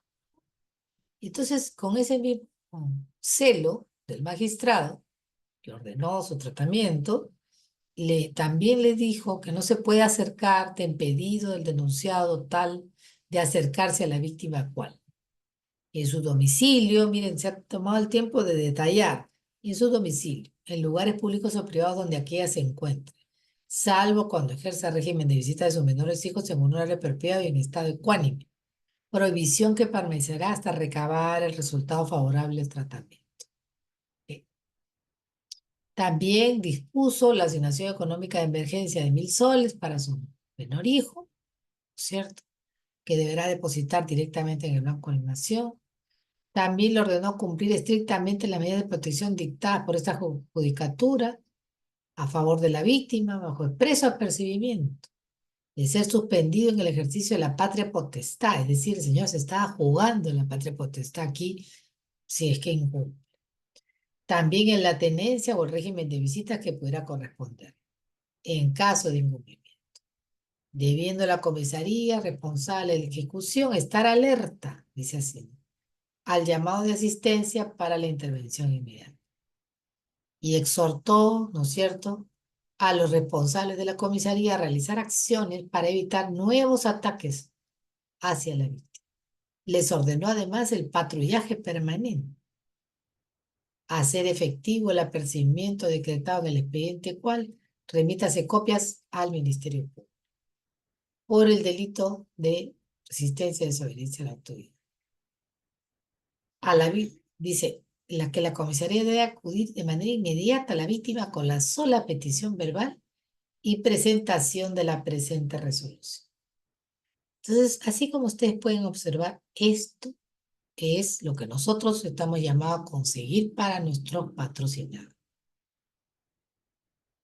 Aquí les dejo pues más ejemplos, ¿no?, de otras resoluciones. Por ejemplo, en este caso autoriza el retiro, pero por ejemplo prohíbe a la parte denunciada acercarse a la agraviada no menos de 100 metros y de comunicarse con la agraviada en forma directa, telefónica, epistolar, redes sociales, etcétera, salvo para temas estrictamente relacionados a su menor hijo, ¿no? En otros casos dice, comuníquese a través de tercera persona y pone el nombre de la tercera persona, que puede ser la empleada, la mamá, la tía, la abuelita, quien pondrá a su disposición los menores para el ejercicio del régimen de visitas.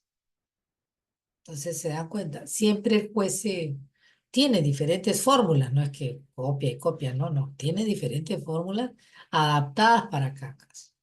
Ahí tienen ustedes todo lo que se solicitó.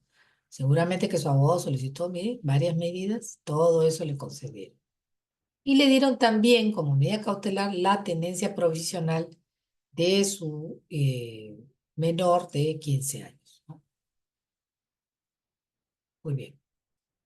Entonces, aquí tenemos otra, ¿no? Y pone la notificación hasta por WhatsApp, ¿no? Porque ahora ustedes saben que las disposiciones, todo se puede comunicar hasta por WhatsApp. Podía haber apelado en la denuncia, podía haber apelado dentro de los 3 días siguientes. Normalmente cuando las personas saben que van a perder, apelan en la denuncia. Eso de voy a apelar por escrito hasta 3 días después, eso es de, me han avisado a último minuto para patrocinar a esta persona y no estoy listo, no he hecho mi alegato.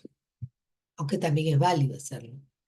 No lo recomiendo. Para mí, la experiencia de presentar el alegato en el momento que estamos en la audiencia tiene más impacto sobre, vamos a decir, la persona del magistrado. El magistrado prefiere en ese día, en esa hora, en ese momento, concluir. Ya, yo le voy a presentar un documento que se va a pasar en el expediente, va a tener que volverse a sintonizar con el caso nuevamente y tratar de recordar a ver a qué persona fue la que atendí, cuándo fue la que la atendí dentro del mundo de expedientes que esa persona pueda atender en su despacho. En cambio, si yo estoy ahí, tenemos a las partes, estoy frente al magistrado, es una oportunidad que no se debe desperdiciar. Ok, muy bien. Las vigilias de protección se van a mantener en tanto persistan las condiciones de riesgo de la víctima. ¿Qué va a hacer el juez? Va a terminar las terapias. 9 meses de terapia, el señor. El señor se fue al CAI, al Centro de Atención Integral del Ministerio de la Mujer. Le hablaron de todas sus masculinidades y lo transformaron al señor en una persona distinta. Tratamiento largo que duró 9 meses hasta un año. Ya el señor ha cambiado de actitud con la señora, con sus hijos. Y presenta su documento diciendo, señor juez, quiero que deje sin efecto la medida de protección, quiero volver a vivir con mi familia. El juez voltea, se comunica con la otra parte y le dice, señora, están solicitando el levantamiento de las medidas de protección, ¿está usted de acuerdo? Y la señora sí dice, en realidad sí ha cambiado, yo estoy viendo, le voy a dar una segunda oportunidad, ¿sí? Yo ya me siento segura, ya no se ha producido ningún hecho de violencia, estamos bien. Yo creo que tenemos una posibilidad de recomponer nuestra familia, señor juez. Sí estoy de acuerdo con el levantamiento de la medida de protección y que regrese a vivir a la casa.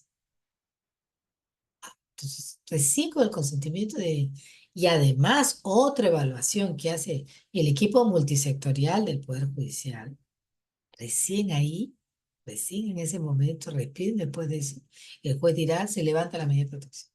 El juez tiene que asegurarse por todos los medios que no existe ni el más mínimo ápice de riesgo para la víctima. ¿Ok? Pues si no, volvemos a comenzar. Una vez que él ha quedado convencido, recién ahí, de la ausencia total de riesgo, recién en ese momento se puede levantar la medida de protección. La medida de protección, por si acaso usted la consigue en Lima, vale en Chumbivilcas. Una vez una alumna llamó mientras estábamos haciendo el curso y dijo, doctora, me encuentro en no sé qué parte de Ayacucho, ¿no? Y dijo, he venido con mi medida de protección desde Lima como menor, con mi criatura, y me está persiguiendo mi esposo, entonces he venido con la medida de protección a presentarme aquí a la comisaría y me están diciendo que mi medida no vale porque fue sacada en Lima. ¿Qué? Páseme el teléfono para poder defenderla, le digo, señora. No, y le expliqué al comisario, le dije, mire, no es así, le dije. No, es que no me ha llegado por exhorto. ¿Por qué le va a llegar por exhorto? ¿Acaso usted es parte del Poder Judicial? Los exhortos no se utilizan de esa manera, le digo. Yo creo que usted está un poco confundido. A ver, déjeme que le explico. Por WhatsApp le va mandando la norma. Y ya después de un rato me dijo, espérese que le voy a pasar por el comisario. Y el comisario me dijo, sí, doctora, que hay un malentendido. Acá este señor no es nuevo, no conoce. No se preocupe, nosotros vamos a hacernos cargo de la señora. Ya le digo, muchas gracias por su colaboración. Y después de rato me llamó la señora y me dijo, estoy bien, me dijo, doctora, gracias. Ya la policía, el comisario se ha quedado hablando con mi esposo diciéndole que no se me puede acercar a 100 metros, ni a mí ni a la criatura, porque mi medida de protección es para mí y para mi hijita. Yo me estoy yendo a la casa de mi padre, pero voy a pernoctar acá en este pueblo porque estoy de camino, ¿no? Y entonces, el policía la acompañó hasta su pueblito, ya la dejó en poder de sus padres, ya el policía regresó. pero vale a nivel nacional. Cualquier medida de protección o cautelar que usted consiga. Hasta que no sea levantada, sigue vigente. Y en caso de desobediencia o resistencia a la autoridad, aquí les dejo los artículos, ¿no es cierto? Y tanto el Código Penal como la Ley 3364 están completamente coordinados en sus textos. Es decir, sí o sí se produce primero una exhortación y en segundo lugar ya se pasan partes al Ministerio Público que procede con, o sea, procede con tramitar, ¿no es cierto?, la desobediencia o resistencia a la medida de protección y la persona puede ser reprimida de 5 a 8 años.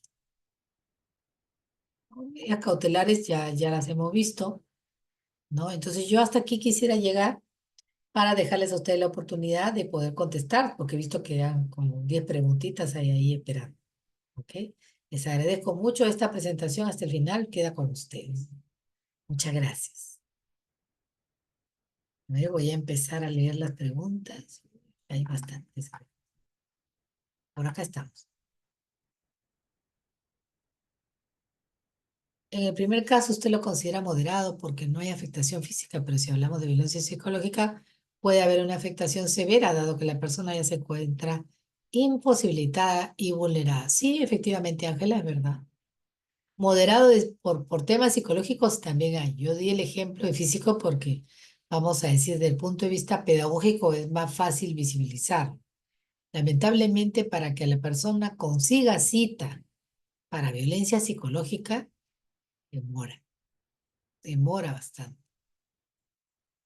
Demora bastante precisamente por su condición en que la persona se encuentra imposibilitada y vulnerada. Cuando a veces le hacen la ficha de valoración de riesgo, la persona no contesta, eh, vamos a decir al 100%, de manera tal que salte pues el riesgo a moderado, ¿no? No contesta de esa manera. Y se queda callada o, o no dice la verdad porque tiene vergüenza. ¿No? Entonces, en esos casos, la ficha de valoración de riesgo puede llegar con leve y luego cuando va al Instituto de Medicina Legal, ya después de tiempo, ¿no? Resulta que la persona puede haber hasta estado no solo en moderado, sino también en severo.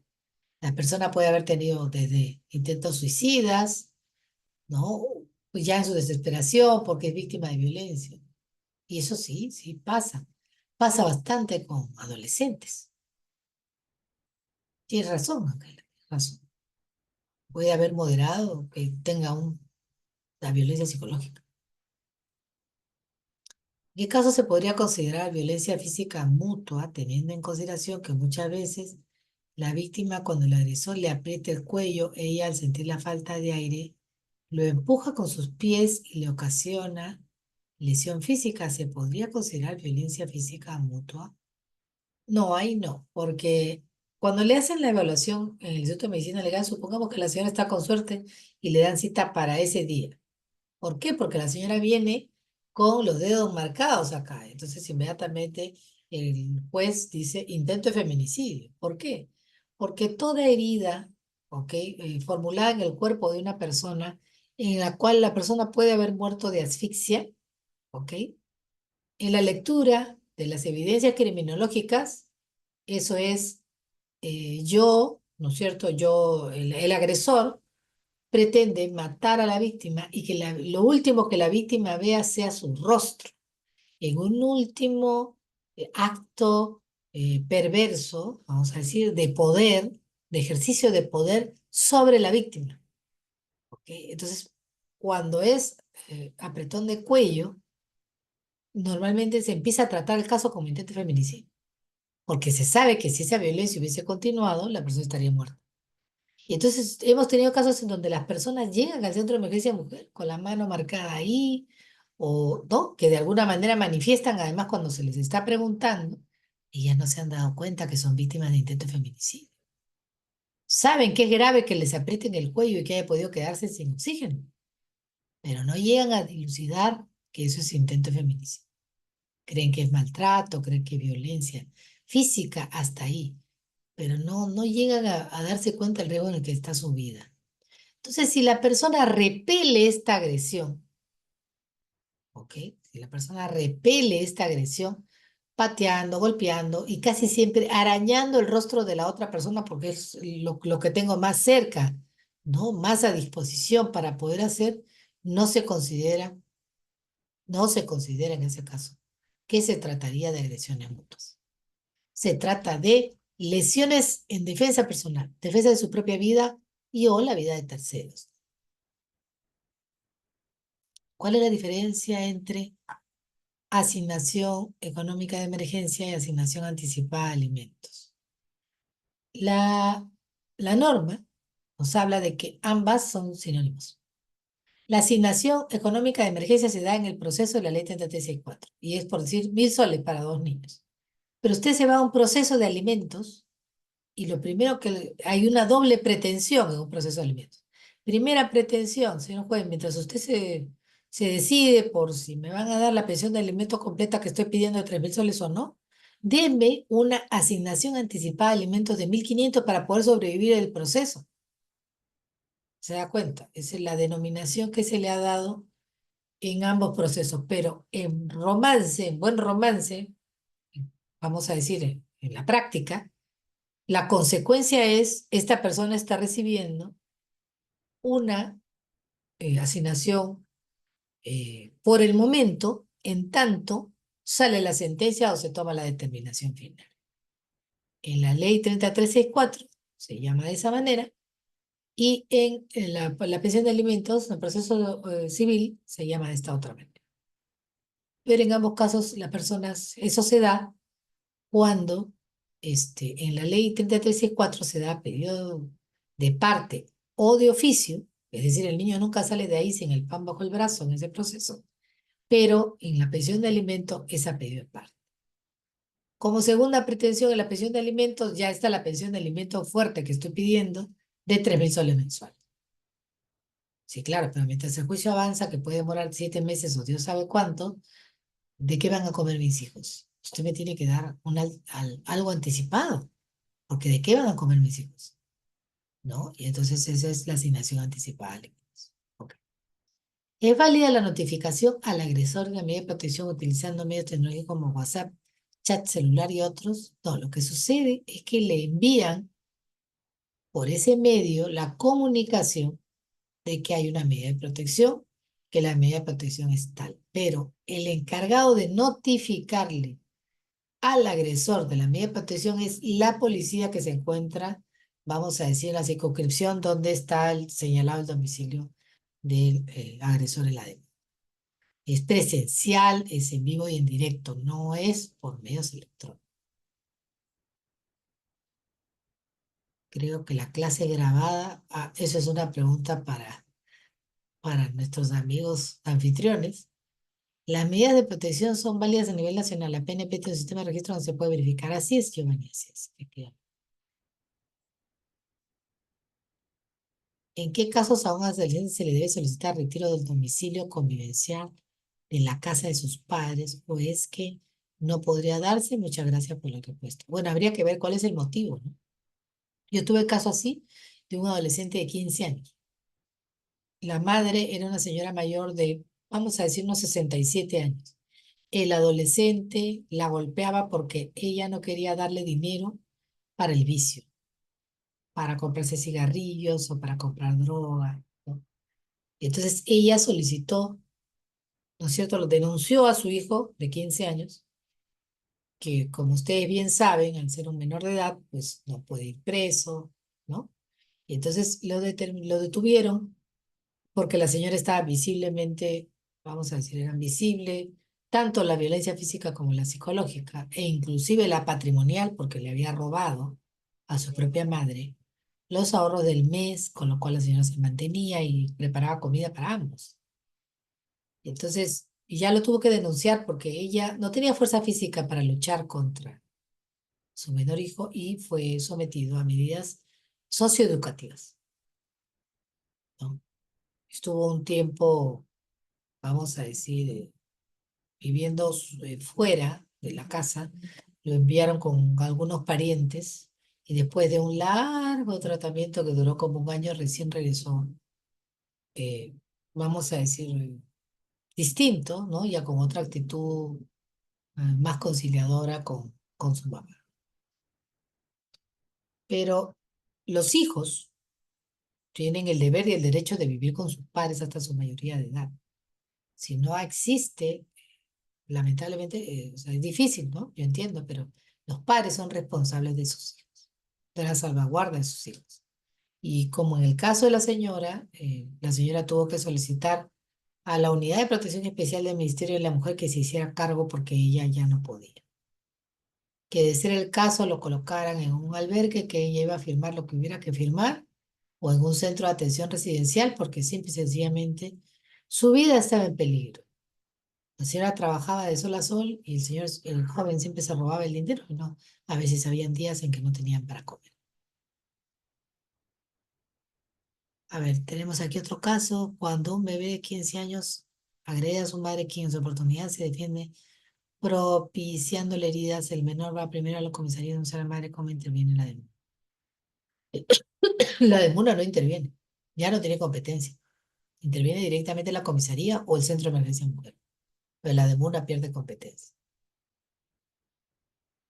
El CEMES, estimado Ronald, ahí corresponde el CEMES. Quisiera hacer una consulta. En el CEN tuvimos un caso particular con una usuaria que es víctima de violencia física y psicológica de riesgo severo. Se emitieron las medidas de protección correspondientes, pero estas no fueron notificadas al agresor. Actualmente el sujeto continúa hostigando a la víctima. ¿Cómo deben proceder los profesionales del CEN en esta situación? Gracias. Los profesionales del CEN tendrían que ir a hablar con el comisario, de quien corresponda, ¿no es cierto?, del sector, porque a ellos se les ha encargado ese trabajo de la notificación. Ellos son los encargados de hacer cumplir las medidas de protección. Tendría que presentar un documento al comisario señalando que no se están cumpliendo las medidas de protección y de la misma manera copy-paste al juez, señalando que no se están cumpliendo las medidas de protección. No esperar ni al día de mañana. En el momento que se empiezan a incumplir las medidas de protección, en ese momento inmediatamente informar al juez. Si no, van a acusar a los profesionales del CEN por incumplimiento de delito funcional, cumplimiento de la función que les corresponde. No se puede esperar en el día, en la hora en que no se cumpla o en el que la víctima diga que no se ha cumplido, informar al juez para dictar medidas mucho más apremiantes y llame la atención exhortando, como en esta sentencia que les he puesto en copia, para que ustedes la puedan ver. Ahí estaba exhortando a la comisaría a cumplir con su trabajo. Yo recomiendo que si ya ha sucedido más de una vez, vayan de frente con el juez. Un chat de WhatsApp, ¿cómo puede ser incorporado como medio preparatorio? Ah, bien fácil, mire.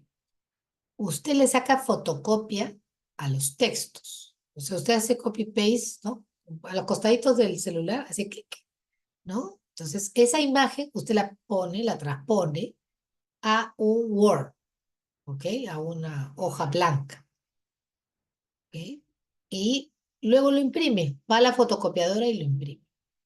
Saca todo lo que tenga usted que sacar del celular y luego se dirige a la notaría. En la notaría van a dar fe de que de este número propietario de a este número propietario de B, estas comunicaciones han sido emitidas. Y obviamente yo voy a abrir mi celular y voy a mostrar. Y esa es la manera en la cual yo, en mi oportunidad, he presentado como evidencia chats y WhatsApps y me los han aceptado. La otra parte lo quiso cuestionar, pero el juez dijo no. Acá está firmado por un notario, esto tiene fe pública. Perdón. Y bueno, eso es lo que yo les podría informar. No sé si hay alguna otra pregunta. Ah, aquí hay uno. ¿Qué hacer cuando la víctima que denuncia violencia física flagrante por parte de su pareja, donde ella al verlo detenido se retracta y se niega a brindar su declaración y las demás diligencias preliminares?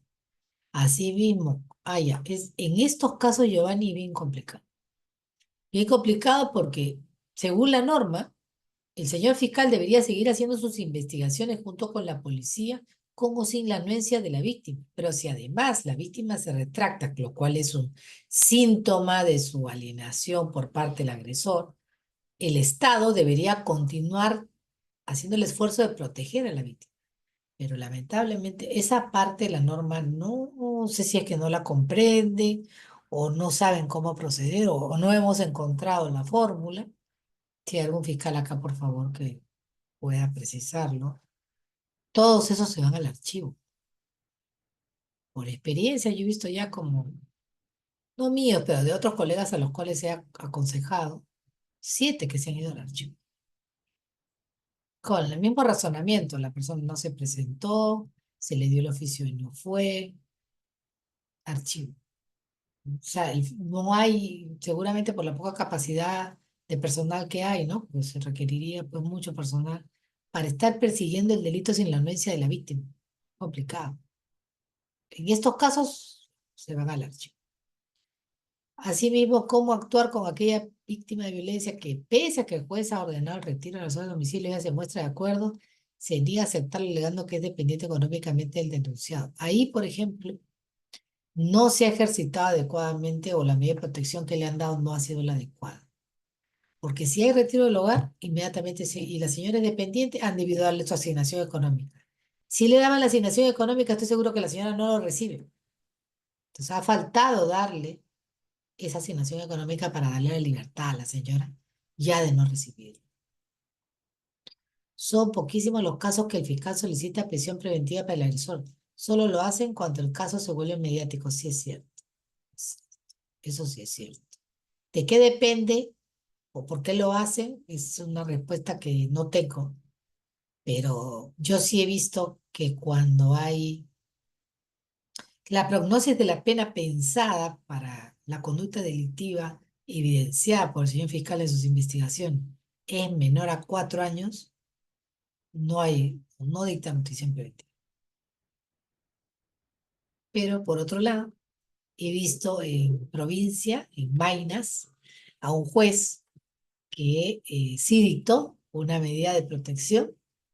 La medida de protección no se cumplió y el juez inmediatamente dictó prisión, o sea, se puso de acuerdo con el fiscal, no sé, inmediatamente se dictó la prisión preventiva y si bien es cierto la pena era menor a 4 años, él dijo que sería efectiva, porque lo que el señor había hecho había causado conmoción, ¿ok? En la sociedad y que esto no se debía permitir. Y hay una sentencia, un precedente vinculante importante en ese sentido, ¿no? O sea, cuando ha impactado gravemente a la comunidad lo que ha sucedido, para poder restablecer la paz y la tranquilidad, era importante que esta persona cumpliera pena efectiva como que la cumplió de 3 años y 6 meses.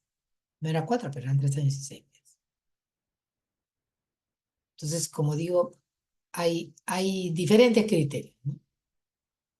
Tú me dices que son poquísimos, pero no pensemos solamente en Lima, que quizás a lo mejor hay una postura en ese sentido, y no creo que sea en todas las cortes. No puede, es un poco, eh, vamos a decir, no podemos generalizar, porque hay cortes y cortes, y hay provincias, hay regiones en donde sí, aún cuando no llega a 4 años, se están haciendo efectiva la prisión. Cuando los niños, niñas y adolescentes son considerados como víctimas indirectas en una denuncia por violencia psicológica, se suspende el régimen de visitas y o tenencia gracias. Sí se suspende, pero hay que solicitarlo. Eso no brota del aire, ¿no? Hay jueces con criterio que inmediatamente dicen, la otra parte solicita régimen de visita y le dicen, no, señor, ¿cómo vamos a tener un régimen de visita? ¿Qué tenencia me quiere pedir usted? ¿No? Por ejemplo, si han tenido tenencia compartida, se suspende y se le otorga la tenencia provisional a la parte afectada. Y vamos viendo, ¿no? Cómo va, si hay una posibilidad de reconciliación entre las partes, si la violencia ha sido leve, moderada, severa, severa 1, lo vamos a ver a resultas de los análisis y de los informes que van a emitir las autoridades competentes. Pero mientras tanto, el juez pone a salvo, vamos a decir, en tanto no se sepa si hay realmente una agresión o no, no le va a conceder régimen de visitas. Los jueces evitan hacerse problemas y además también son muy prudentes. Se van en archivo en especial las mujeres de las policías. Ronald, no sé cuál sería el motivo de que te rías. Pobres señoras casadas con policías. O sea, es verdad que se van en archivo. Y es verdad que hay un malentendido espíritu de cuerpo entre los policías. Sí, es cierto. No vamos a negarlo, pero este, habrán alternativas que tendremos que ir pensando para estos casos, ¿no? Una presunta víctima llama a la línea 100 y comunica de las agresiones sufridas por su pareja. Sin embargo, al segundo día, cuando va a declarar a la comisaría, ya también niega lo referido, pues tampoco no fue a pasar su reconocimiento psicológico y social en el Centro de Emergencia Mujer, en este caso, doctora, ¿cómo debería actuar el SEM? Mira, nos ha pasado en procesos que hemos llevado en el programa contra el programa Aurora, que ha habido señoras que han ido 8 veces, perdón, 7 veces, porque la 8 ya la señora terminó siendo víctima de un feminicidio. O sea, contra la voluntad y la libertad de las personas, nosotros como Estado no nos podemos imponer. Lamentablemente es una decisión personal. ¿Qué cosa sí me ha dado a mí resultados buenos? Yo he tenido clientes que de repente niegan, de repente todo. Sí. Yo le digo, pero señora, usted tiene que entrar en razón, no se da cuenta que está usted. La amenaza es muy alta y su vulnerabilidad también, y esto sumado le coloca a usted en una situación de riesgo terrible. No se da cuenta. Como quiera que sea el caso, me averigua el teléfono de la hermana, me averigua el teléfono de la madre y la siento a las 3 ahí y le digo, miren, esto es lo que está pasando. La señora me ha contratado para que yo la defienda, pero miren, se está negando ahora de todo. Yo no sé, usted por favor, a ver si es que la puede hacer entrar en razón a la señora, porque a mí me preocupa que a la señora le vaya a pasar algo. Y la intervención de la familia y el soporte moral que le dan, y casi siempre, en mis varios casos que he llevado, son familias que no tenían conocimiento de que la señora vivía esta situación tan delicada de violencia familiar. Inmediatamente la mamá me dijo, doctora, en este momento me la mudo. Agarró las 4 trapos que la señora tenía, los metió en una maleta, un poco más y mete también a su hija en la maleta y a su casa. Terminamos el lonche, empezó aquí y el lonche terminó allá. Y le dijo, mira, tú no vuelves así, yo tengo que ponerle cantola a mi propia casa, ¿no? Y a partir de ahí, bueno, acompañó como sea la señora arrastrando a la persona que había sido agraviada y la hizo pasar por todos los reconocimientos. Entonces, cuando la familia le brinda soporte, ya no tiene a dónde retroceder la víctima, porque no quiere regresar a la violencia y ahora alguien le está ofreciendo una oportunidad. Entonces, ahí sí funciona. Entonces, ya mirando el panorama humano, eso sí ha funcionado. Otra opción es esas personas que tienen problemas para perseverar en su decisión, tienen que ser asesoradas por el psicólogo del SEM. Y si luego de que el psicólogo hace su mejor esfuerzo por decirle a la señora, mire, objetivamente las cosas son así, a lo mejor usted en este momento las ve de manera distinta, permítanos acompañarla durante todo su proceso. Así se tenga usted que ir a una casa refugio o a la casa de un pariente, usted no puede regresar a su casa porque usted está en riesgo. Diciéndole que la vas a acompañar hasta las últimas consecuencias, las personas cambian de actitud y sí se animan a continuar el proceso. ¿Qué es lo que deberíamos tratar de hacer como operadores de justicia y del derecho? Que el trámite sea lo más rápido posible. Poner a disposición de esta mujer, este niño, esta niña adolescente, todos los recursos del Estado para que en tiempo récord los procesos terminen y no se prolonguen. Cuando el proceso se prolonga, la víctima se cansa, termina regresando a Gualares. Por dependencia emocional o por dependencia económica. Bueno, así es más o menos como yo le recomendaría al personal del SEM que pudiera tratar de manejar estos temas en los cuales las víctimas retroceden, ¿no? En su primera intención de denuncia. Bueno, yo hasta aquí sería mi participación. No veo que haya ninguna otra pregunta. Les agradezco mucho por permanecer hasta esta hora y conmigo será hasta una próxima oportunidad. Muchísimas gracias.